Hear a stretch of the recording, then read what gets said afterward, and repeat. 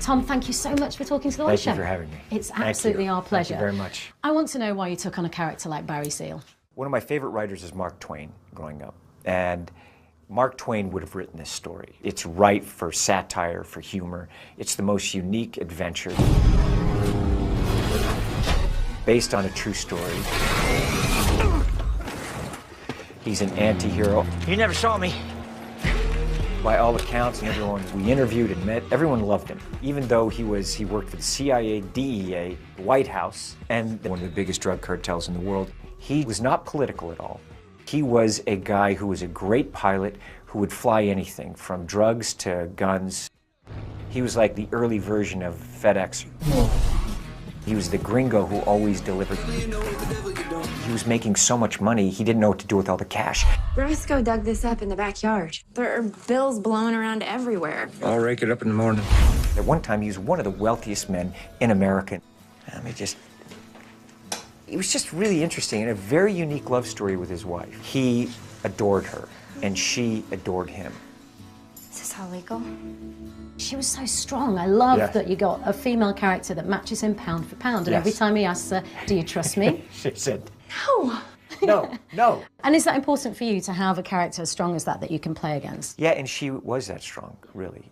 We know that you do all your own stunts. Yeah. I mean, I'd love to know what the insurance on that is. The BBC won't even insure me to light a match. Like I know, they don't want you, I know. Me flying that airplane, when you see me put it on autopilot and I walk from the front of the airplane to the back of the airplane, we're literally doing that. But when you see me breaking through those trees, that's me flying. Flying is something that has always been a lifelong passion. As a kid, I used to have a photo of a Spitfire and a photo of P-51. I put them up on the wall right where my bed was so that I could stare at them before I went, because I just wanted to fly. So when you were writing the script, thinking about the idea, did it take you back to when you were starting out in the movies, late 70s, into the 80s, where things were really taking off for you? Yeah, that was an amazing time, actually. And it happened so fast for me. How do you keep the energy going 37 years later? How do you still have that same passion?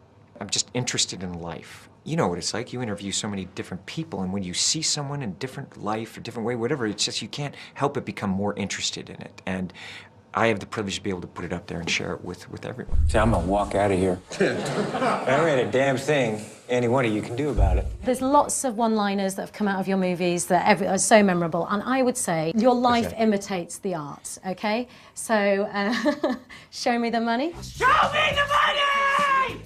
Show me the money. You've done all right for yourself. Yes. Another one, I feel the need. The need for speed.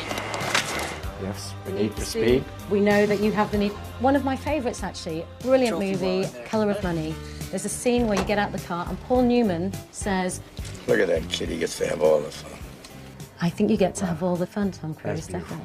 And That's a beautiful memory that you just gave me right there. Really? Yeah, there's times working with Paul Newman. I've seen all of his films. I'm just looking at this guy. There are moments I couldn't, I'm watching him act, because I'd studied his movies. First of all, he was a gentleman, a real class. And to be a young actor, to have that opportunity to work with him, that was wonderful. And yes, I have been able to have all the fun. You are also the gringo who always delivers. Yes. I like that line. I love that line. I know, I love that line. I wish that was on the